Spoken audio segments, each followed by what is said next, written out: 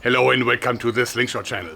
Can a tiny pistol crossbow bolt shot from a pistol crossbow penetrate a modern day Kevlar military grade helmet? We'll find out. Well, this helmet was given to me by Tactical Dad, a really famous and super cool German YouTuber, and he's also a gun expert. And he did some research on helmets. So this is made from aramid, also known as Kevlar. And this means that it's a modern day helmet, it's not a steel helmet anymore. And he actually tested this model with a full burst in full auto from a 9mm Uzi. And none of the bullets penetrated. So I have little hope that with a pistol crossbow we can actually cause any damage to it. Therefore there will also be a part 2. And then I will use full-size crossbows and also other modern day weapons that can fire arrows. So we'll find out.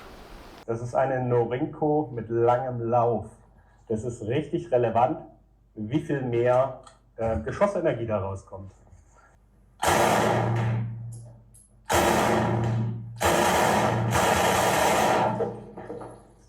Das ist sehr beeindruckend.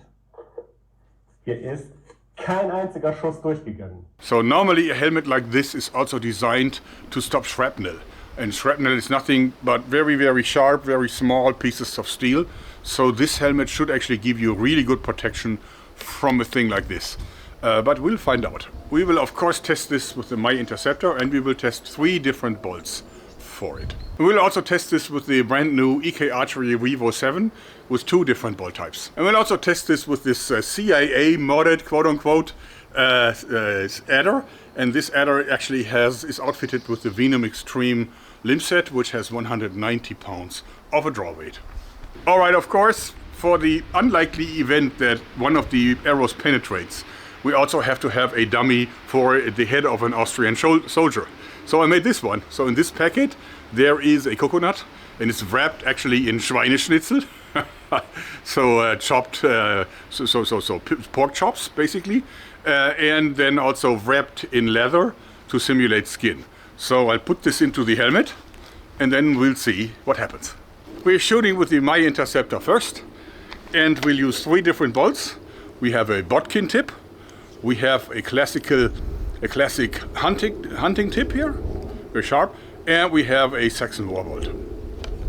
So as you see, I have an interesting scope on my Interceptor, because this is a scope and a red dot, and I can simply fold the scope away if I just want to use the red dot, which on this short distance I think is my preference.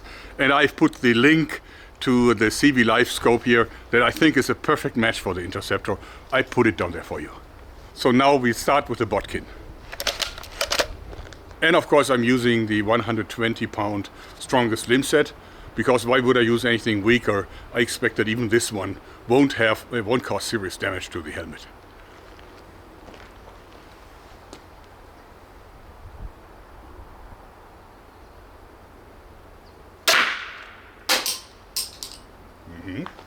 So the bodkin did not penetrate, but it caused a major little scratch. Next we'll have the hunting broadhead.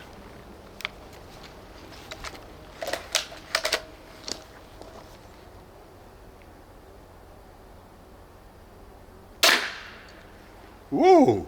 So as you see, it sticks in solid, and it even penetrated in the inside. You can see a little bit of the tip here. So this was no danger for whoever would be wearing that helmet, but definitely a very impressive result, I think. And now the Saxon war bolt.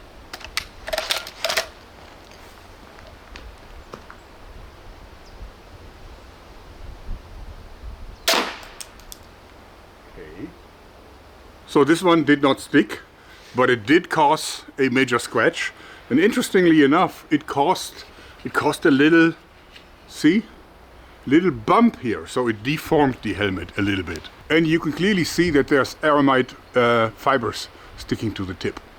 Okay, next we'll test the EK Archery Revo 7.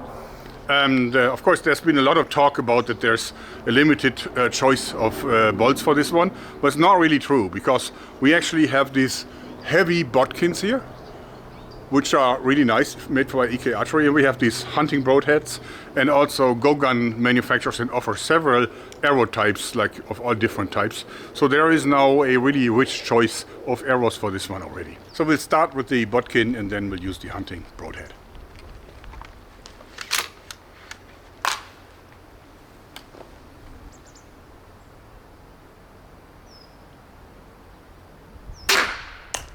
Whoa! Nice little dent. So now the broadhead.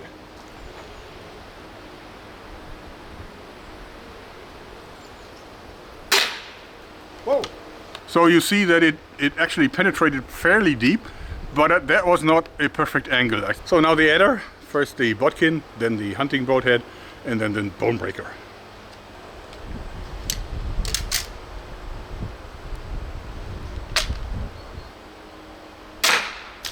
Whoa! So this caused serious damage, but of course it has not penetrated. But a small hole is visible. Okay.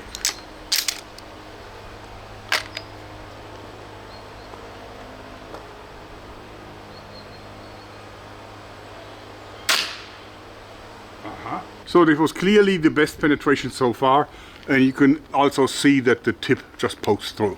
So unfortunately I didn't get the tip out, so I broke it off. So now the bone breaker.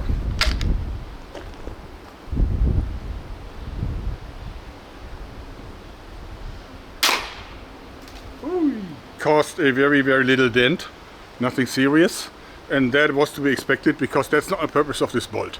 This bolt is a bolt that's designed to penetrate to the soft tissue of an animal or mammal, whatever, and then because of the single bevel it will start to turn slightly, and when it hits bone it will actually break the bone. So that's the purpose of this, and of course a Kevlar helmet is a completely different issue. Okay, so the outcome was actually pretty interesting, and I'm surprised. I mean, you've seen that with a pistol crossbow you can actually break the hull of a modern day military grade helmet. Something that a full magazine in full auto fired from an Uzi in 9mm Luger did not achieve. So pistol crossbow wins against a 9mm Uzi. That's quite spectacular. And of course we also saw that for these purposes the sharp hunting broadheads with the very thin blades are the best, because they actually have the smallest cross section, so they don't have to push away that much tissue, and actually Kevlar is just basically tissue, right? So but the winner, of course, also not surprisingly, is the adder with a 190-pound limb set, simply because it's the biggest in the field. It has the highest draw weight, it has the longest power stroke, and also it has the heaviest bolts. So that one is much more suitable for destruction than the other models. What I definitely have to try is what these needle projectiles do to this helmet at the Germany legal 7.5 Joule, 5.5 foot-pounds. Okay, and we'll be using the FX Redback, aka Gatling, in the Germany legal 5.5 foot-pound version. Whoa!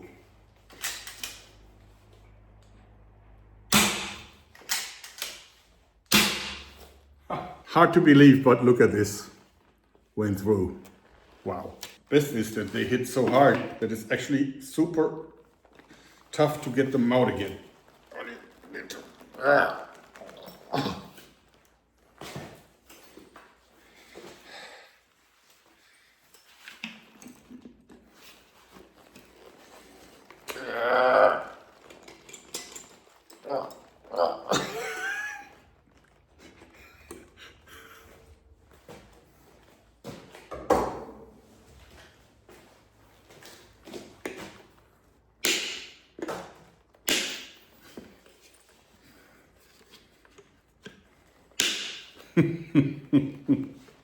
So in part 2 of this test we will take serious big size crossbows and shoot at it, and I'm actually looking forward to that test. But also we're going to use the Scuba Eschinger. So stay tuned.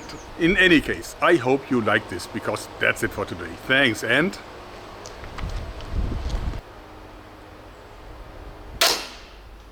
bye bye.